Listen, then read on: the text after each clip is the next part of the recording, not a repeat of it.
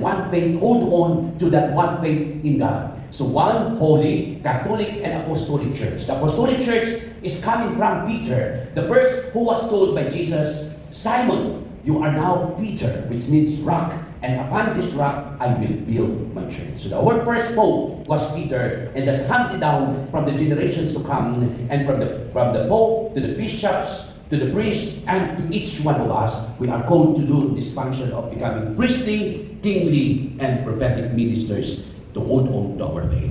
Let us all stand now, and as one community here profess our faith, saying, I believe in one God. Okay, let's go.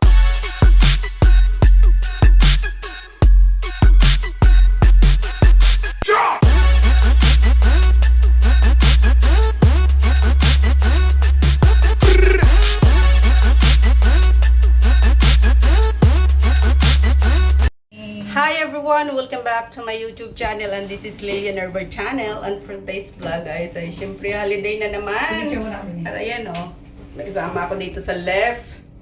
So, ayan guys, at maaga tayong bumaba ngayon at magsisimba tayo. Ayan, dito na tayo. Saan puntang mga yan? Check-o. Check-o? Okay. Magsimba muna kami kapatid ko ngayon doon sa Catholic Church of St. Joseph. Sorry.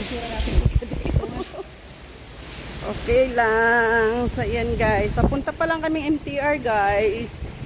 At ito naman ay iba naman destination niya. So, ako naman, diretso ako ng Central. Opo. Central. Doon ako bababa kasi maglalakad na lang kami papuntang church. Yun na, pakasentun doon sa may St. Joseph. So, ayan guys. As usual, may video naman na ako dito. Pero syempre, ang lagi kong sinasabi, ibang araw, ibang oras. Kaya, ayan. Ready na yung swimming pool. Pwede nang makapaligo ang mga residents. So, ayan guys. Ayan guys. Ang fresh ng mga tanim ngayon. Ayan. Dito na tayo.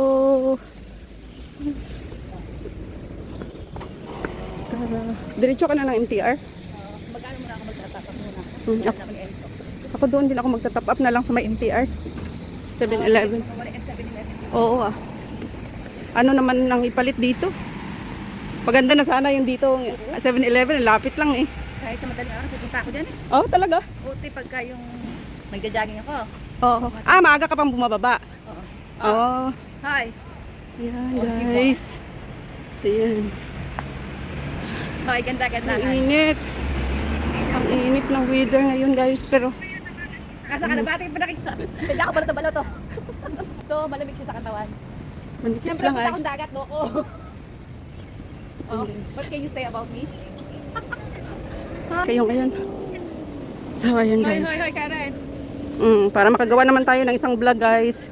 Papuntang MTR station. Nasaan ka na ba? Kasi wala akong upload. Itong ano nga to kasi nasira nga yung phone ko. Magamit pa naman yung camera pero ayan. So ayun guys, tawid tayo. Hindi masyadong maraming tao ngayon. Maaga pa naman kasi. Kadalasan mga 10, 11 ganyan. Maraming tao na kasi bababa sila para mag-lunch. Ayan.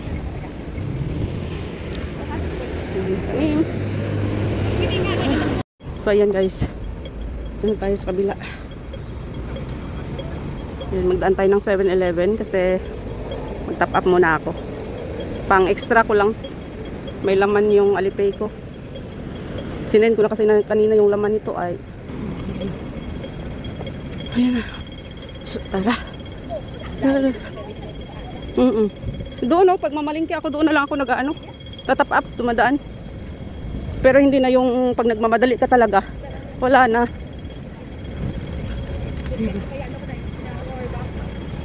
Yan. Dito na ta. Ha?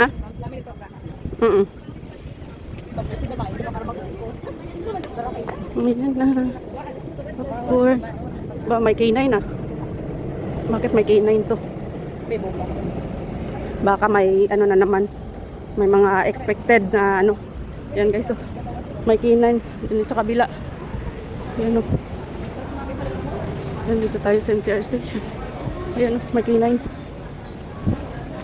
So, dito muna tayo 7-Eleven. So, ayan guys. Dito na tayo sa left. So, ayan, tapos na ako mag-top up. 100 lang tinap up ko para ma-extra laman lang. Kasi may laman naman yung octopus ko.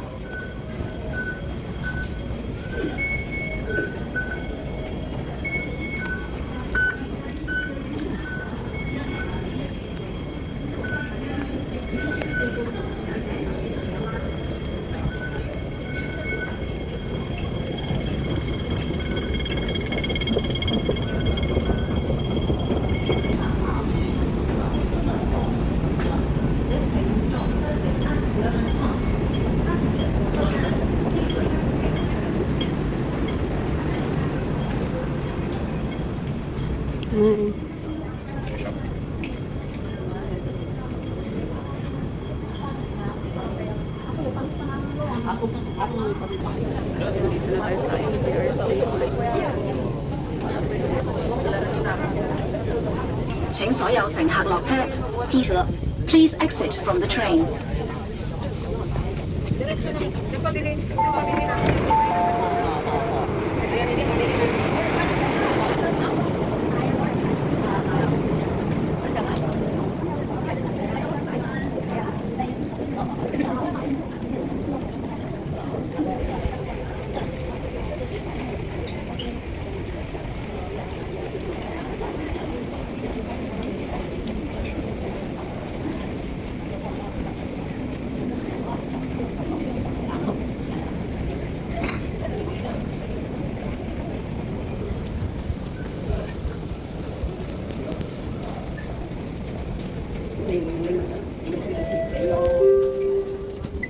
Please mind the gap between the train and the platform.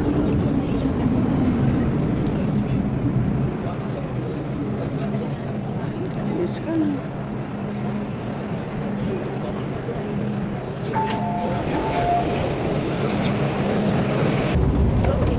O ayan na nga guys, dito na tayo sa Central at mag-exit K tayo guys dito sa may Blackman papuntang church tayo guys. Maglalakad lang ako. Ito ako lang mag-isa. Pinauna ko na yung kapatid ko guys kasi mas nauna siyang dumating dito sa Central.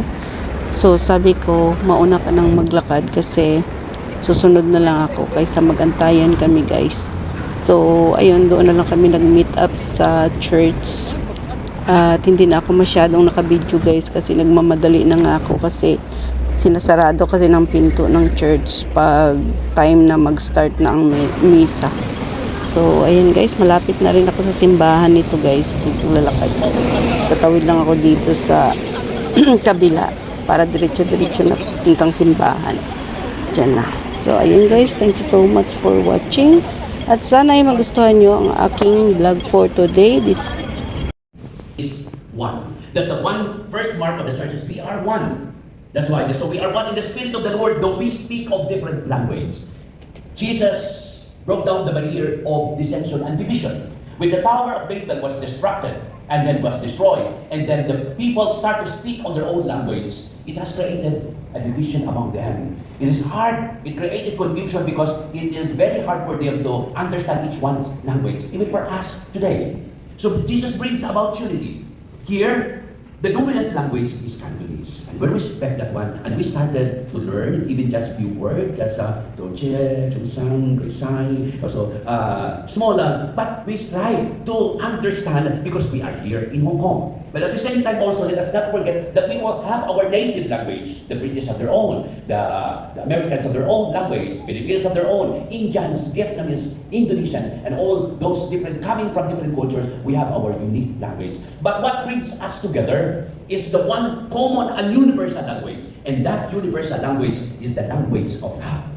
As we see here, families sometimes composed of different cultures. They come together to build a family. We have a father come from a British father and an Indian mother, a Cantonese father and a Filipino mother, a Chinese mother and a Filipino father. We have a Vietnamese mother and a Chinese father. So all from different cultures, but we come together to build one family of God. And that is why what brings us united is our profession of faith. We all coming from different backgrounds and families and culture, but we believe that there is one God. And that is why the Catholic Church is one. That is one first part. The second is holy. One, holy. We strive to be holy. When we receive the sacrament of baptism, we become holy. What is that? There are three mudras of Christ that automatically became our function. First is the priestly. We are all called to that priestly ministry of Christ. And what is that priestly ministry? Is the praying ministry of Christ. We pray not only for ourselves, we pray for those people entrusted to our care. We go out of our comfort. We do not only pray for our families, but we pray even to our extended families. That's priestly. Second is kingly ministry. What is that kingly ministry? Our responsibility to serve. The first servants we have are our parents when we were young. They were there to guide us, to serve us, to dress us, to feed us, to give us good education, to run us to the hospital when we are sick. So these are the servanthood and the kingly service. So what kind of king our Lord Jesus? King of service. He bowed down and started washing the feet of his disciples. So that our parents who have embraced that kingly position also gives us the reminder that when we are already grown up, have our own family, it would now be our turn to serve our parents also. Let us not forget that without our parents, we cannot be what we are today. And so we pay back the service by serving them at their old age. Third is the prophetic ministry. Prophetic ministry means that we stand for what is true. The freedom to speak for what is true. We hold on. We stand for what is true. And that is why the prophetic ministry is witnessing. What are we witnessing? Are we witnessing to the lie and the false or the falsification of everything? The church encourages, stand by the truth. Defend the truth. It may not be the person, but the truth that lies behind everything and every experiences. So that's the third. That is the mark. The third mark of the church is Catholic, which means Catholic from the Latin word Catholicos, which means universal, all-embracing. So we embrace everything. It's not exclusive for one culture. It's for everybody. And because the love of Christ is universal, we are responsible to bring all to unity. Bring the family members to one, and that is our stand for the truth and one faith. Hold on to that one faith in God. So one holy, Catholic, and Apostolic Church. The Apostolic Church is coming from Peter, the first who was told by Jesus, Simon, you are now Peter, which means rock. And upon this rock, I will build my church. So our first pope was Peter, and that's handed down from the generations to come, and from the pope to the bishops, to the priests, and to each one of us, we are called to do this function of becoming priestly, kingly, and prophetic ministers to hold on to our faith. Let us all stand now, and as one community here profess our faith, saying, I believe in one God. So ayun guys, tapos na yung math. Tapos na yung mas namin guys. Ayun, tinali ko yung buhok ko kanina sa loob kasi sobrang init. Magbunyag na kami ate. Magupod na kamo ni.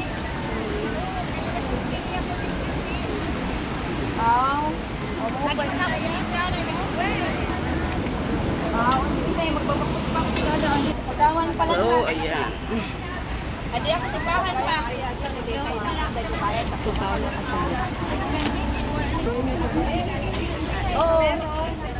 Napapamanta ko, hani kung taki mo tag-bracelet kung magupat na